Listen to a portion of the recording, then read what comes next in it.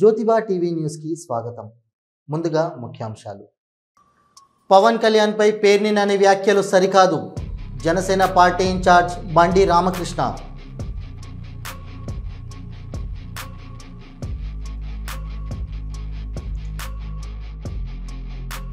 మాజీ మంత్రి హరీష్ రావుని కలిసిన పటంచెరు ఆటో డ్రైవర్ల సంఘం ప్రతినిధులు. ఆటో డ్రైవర్లకు అండగా ఉంటామన్న హరీష్ రావు. విజయవాడలో Andhra Pradesh tourism conclave tech AI 2.0 కార్యక్రమంలో పాల్గొన్న ముఖ్యమంత్రి చంద్రబాబు నాయుడు.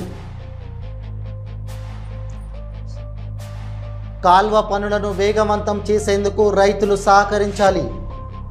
రిజర్వాయర్ కింది 1,00,000 ఎకరాలకు సాగునీరు అందేలా కృషి. మంత్రి కోమటిరెడ్డి వెంకటరెడ్డి వెల్లడి.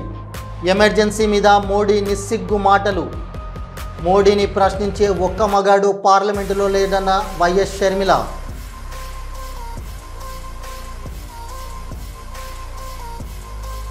జూరాల ప్రాజెక్టును కాంగ్రెస్ ప్రభుత్వం పట్టించుకోవడం లేదు. కాంగ్రెస్పై మాజీ మంత్రులు శ్రీనివాస్ గౌడ్, లక్ష్మారెడ్డి విమర్శలు.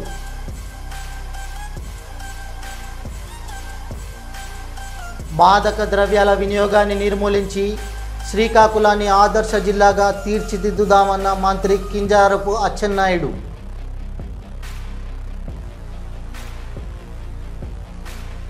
మచిలీపట్నం జనసేన పార్టీ కార్యాలయంలో పవన్ కళ్యాణ్పై పేర్ని నాని చేసిన వ్యాఖ్యలను ఖండించిన Machilipatnam Janasena party incharge DCMS chairman Bandi Ramakrishna.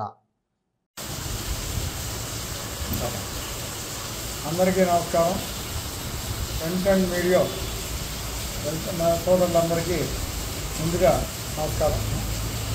ఈరోజు ఈ సమావేశం ఏంటంటే, పేర్ని నాని గారు, మా నాయకుడు పవన్ కళ్యాణ్ గారు మొన్న సంవత్సరం పరిపాలనలో ఎంత చక్కగా జరిగింది, ఇంకేం చేయాలి, ఏం చేయలేకపోయామనే విషయం మీద చంద్రబాబు నాయుడు గారు, లోకేష్ గారు, పురంధేశ్వరి గారు, పవన్ కళ్యాణ్ గారు ఎంతో చక్కగా అందరికీ అర్థమయ్యేటట్టుగా స్టేట్ మొత్తం నాయకులందరినీ తీసుకొచ్చి, అలాగే అధికారులను తీసుకొచ్చి మాట్లాడారు.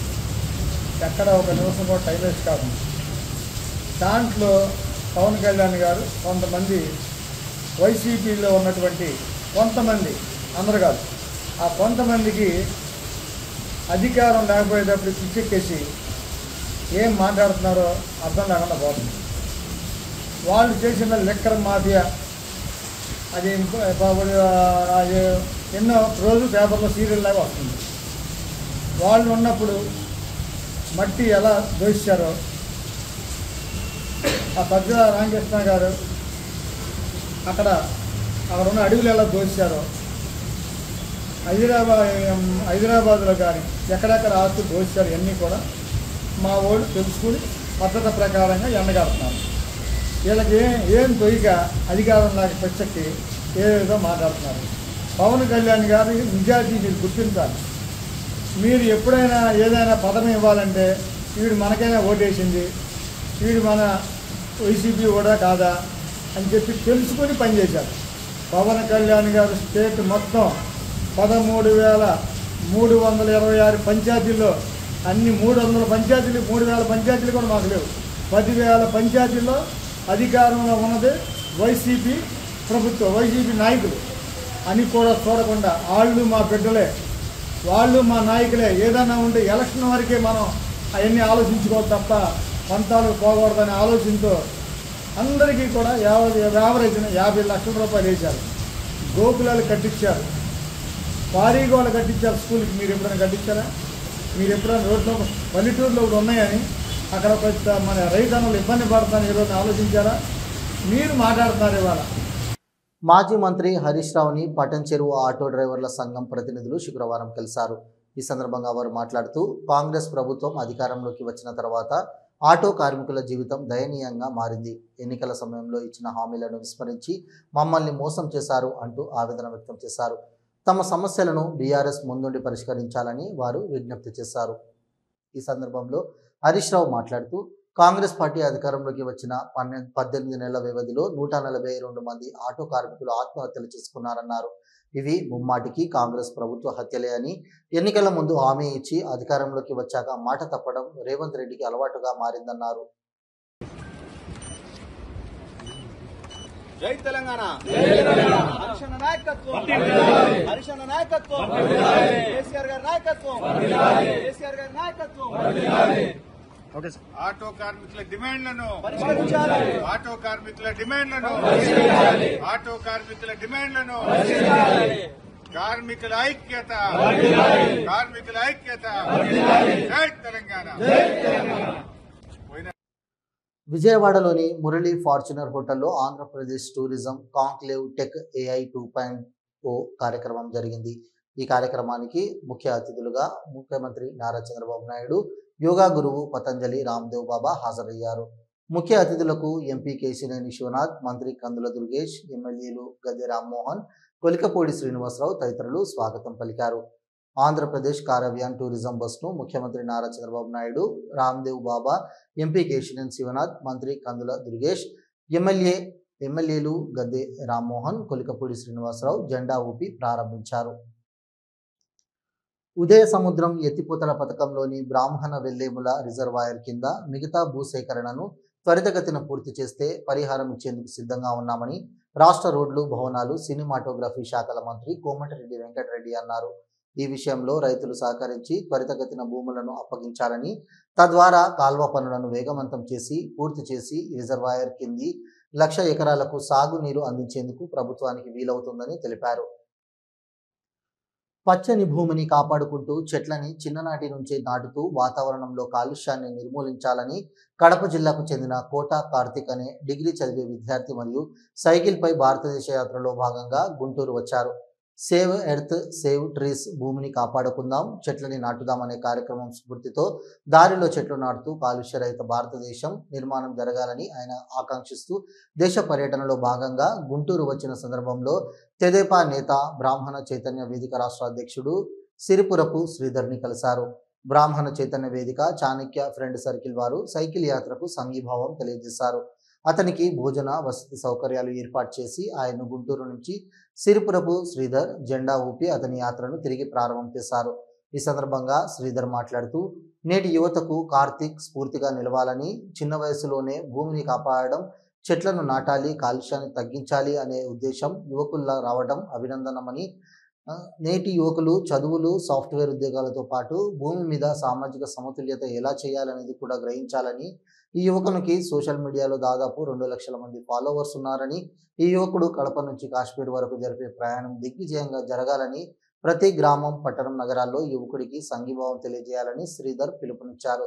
ఈ కార్యక్రమంలో చిలుమూరు ఫణి, ఎండపల్లి శబరి, ఫణి నాగరాజు, వడ్లాముడి రాజా, నాగేశ్వరరావు తదితరులు పాల్గొన్నారు. ఈ యువకుడు కోటా కార్తిక్ అని కడప నుంచి ఆయన భారతదేశ యాత్రకి బయలుదేరారు. సేవ్ ఎర్త్ సేవ్ ట్రీస్ అంటే భూమిని కాపాడుకుందాం, చెట్లని నాటుదాం, వాతావరణ కాలుష్యం లేకుండా చేద్దాం ఈ భూమి మీద అనే కాన్సెప్ట్తో యువకుడు బయలుదేరాడు. అతనికి సంఘీభావంగా గుంటూరు వచ్చిన సందర్భంగా సంఘీభావం తెలియజేయడం జరిగింది. గుంటూరులో ఇక్కడ గుంటూరులో స్థానికంగా 1-2 ప్రాంతాల్లో చెట్లు నాటడం ఈ యువకుడు చేయటం జరిగింది.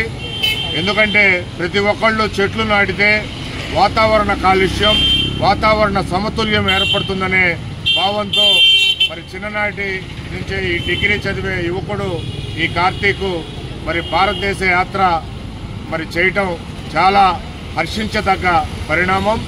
ఖమ్మం రూరల్ మండలం ఎం వెంకటపాయంలో భర్త ఇంటి ఎదుట భార్య పాపిట్ల పరిమళ బైఠాయించి ఆందోళనకు దిగింది. ప్రేమించి పెద్దల సమక్షంలో పెళ్లి చేసుకుని ఓ మగబిడ్డకు తండ్రై భర్త పాపిట్ల మహేష్ అనే కానిస్టేబుల్ మొహం చాటేశాడని ఆరోపించింది. పాపిట్ల మహేష్ 8వ బెటాలియన్ కానిస్టేబుల్గా భద్రాద్రి కొత్తగూడెం జిల్లాలో విధులు నిర్వహిస్తున్నాడు. సార్. కానీ మా అత్తయ్య మా మావయ్య మా బాగా మా వదిన వల్ల చెడిపోతుంది సార్. మా ఆయన చాలా మంచోడు. ఆయన మైండ్ అంతా వెళ్ళే మార్చారు సార్. 2018 నుంచి ఆయనతో కలిసినప్పుడు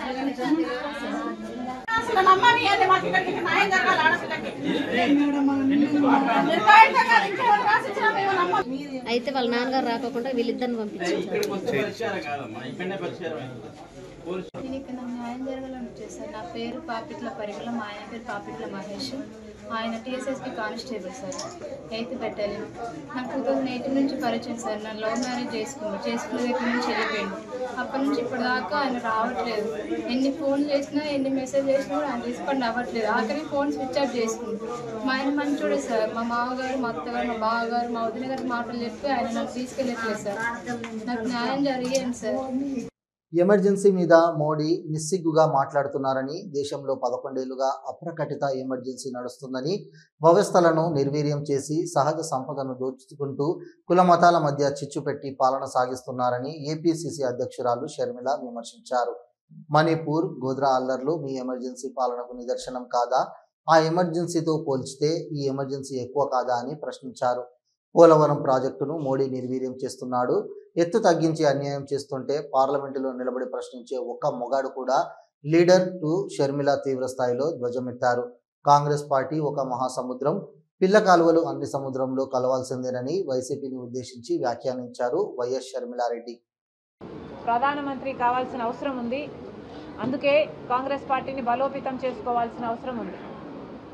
11 సంవత్సరాలైంది. విభజన హామీలలో ఏ ఒక్కటి అంటే కనీసం ప్రత్యేక హోదా అయినా, లేక పోలవరం అయినా, రాజధాని అయినా, కనీసం ఉన్న విశాఖ స్టీలు ప్రైవేటైజ్ కాకుండా ఆపుతాము అనన్నా ఒక్క మాట కూడా ఇంతవరకు మోడీ గారు చెప్పలేదు. ఈ రోజు వరకు కూడా మోడీ గారు ప్రధానమంత్రిగా ఉన్నారు అంటే ఈరోజు ఆంధ్ర రాష్ట్ర ప్రజలు ఓట్లు వేస్తే ఆ బలం చంద్రబాబు గారు తీసుకెళ్లి మోడీ గారికి ఇస్తే ఈరోజు మోడీ గారు ప్రధానమంత్రి కుర్చీలో కూర్చుని ఉన్నారు. జూరాల ప్రాజెక్టును పరిశీలించిన మాజీ మంత్రులు శ్రీనివాస్ గౌడ్, లక్ష్మారెడ్డి, మాజీ ఎమ్మెల్యేలు రామ్మోహన్ రెడ్డి, ఆల వెంకటేశ్వర్ రెడ్డి జూరాల ప్రాజెక్టును కాంగ్రెస్ ప్రభుత్వం పట్టించుకోవడం లేదు. 10 ఏళ్లలో కేసీఆర్ రిజర్వాయర్లు నింపుకునే విధంగా ప్రణాళికలు సిద్ధం చేస్తే ప్రజాప్రతినిధులం అందరం దగ్గర ఉండి రిజర్వాయర్లు నింపే వాళ్ళం. ప్రతి ఏడాది వర్షాకాలం కంటే ముందే ప్రాజెక్టుల వద్ద అవసరమైన మరమ్మతులు చేసేవాళ్ళం. కాంగ్రెస్ ప్రభుత్వం వచ్చిన తర్వాత ఇలాంటి ప్రణాళిక కనిపించలేదు. జూరాల గేట్స్ మరమ్మతులు చేయాల్సి ఉంది. గేట్స్ అత్యవసరంగా మూసే క్రేన్ కూడా పనిచేయడం లేదు. పైనుంచి వచ్చిన వరద నీరు జూరాల నుంచి వృధాగా పోతున్నాయి. ముఖ్యమంత్రి సొంత జిల్లా ఇది. వెంటనే సమీక్ష చేసి బాధ్యులపై చర్యలు తీసుకోవడంతో పాటు ప్రాజెక్టుల వద్ద నీళ్లు నింపాలి. నీటిని వృధాగా కిందికి పంపిస్తామంటే కుదరదు. ప్రభుత్వం ఇదే విధంగా నిర్లక్ష్యం వహిస్తే ప్రత్యేక పోరాటం తప్పదని మాజీ మంత్రి శ్రీనివాస్ గౌడ్ అన్నారు.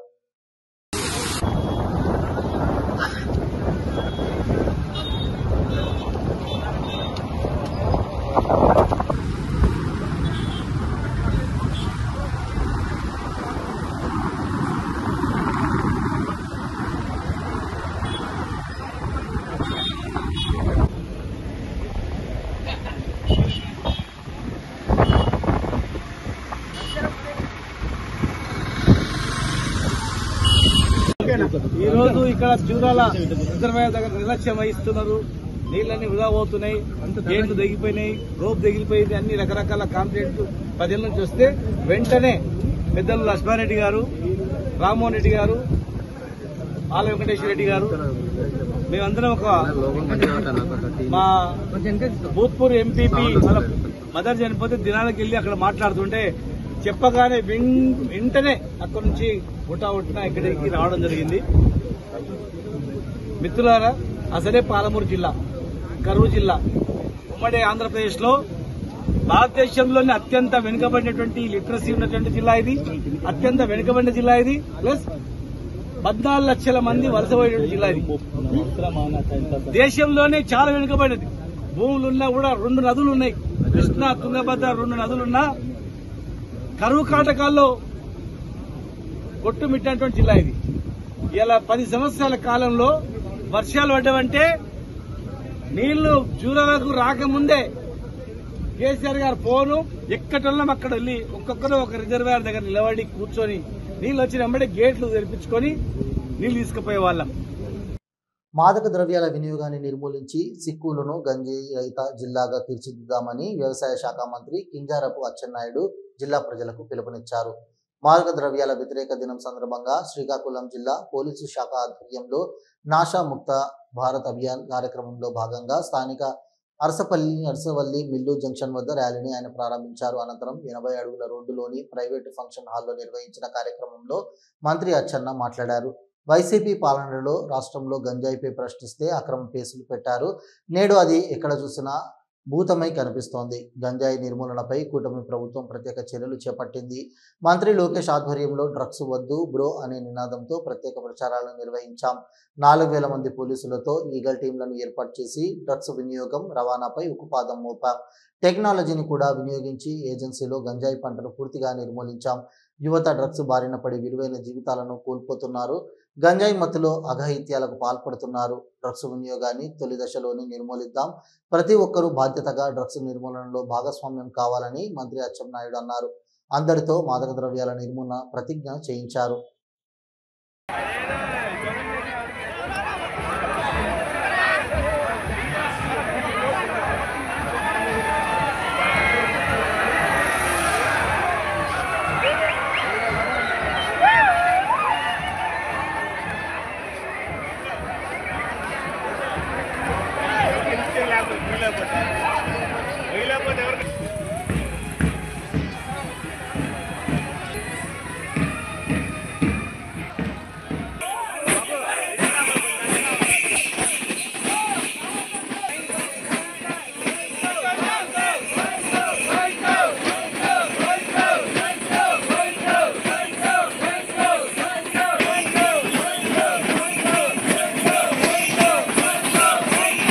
హుస్నాబాద్ నియోజకవర్గ పర్యటనలో భాగంగా మంత్రులు పొన్నం ప్రభాకర్, దామోదర రాజనరసింహ, కోమటిరెడ్డి వెంకటరెడ్డి, తుమ్మల నాగేశ్వరరావు బస్వాపూర్ చేరుకున్నారు.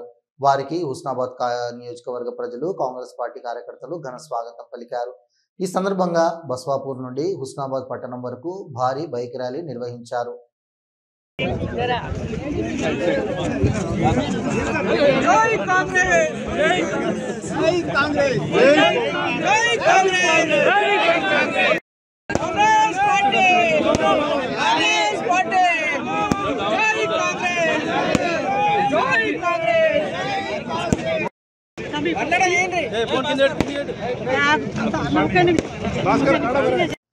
తిరుమల శ్రీవారిని పలువురు ప్రముఖులు దర్శించుకున్నారు. Court cinema heroine Sridevi VIP దర్శన సమయంలో స్వామివారిని దర్శించుకుని మొక్కులు చెల్లించుకున్నారు. ఆమెతో పాటు ఎమ్మెల్యే సృజనా చౌదరి, నిర్మాత బండ్ల గణేష్, ఎమ్మెల్యే పులివర్తి నాని, ఉత్తరాఖండ్ మాజీ సీఎం తీర్థ సింగ్ రావత్, ఎమ్మెల్యే మాధవి రెడ్డి కూడా శ్రీవారి సేవలో పాల్గొన్నారు. దర్శనానంతరం ఆలయ అర్చకులు వారికి ఆశీర్వచనం, తీర్థప్రసాదాలు అందజేశారు. ఇవి ఈనాటి వార్తలు. చూస్తూనే ఉండండి న్యూస్.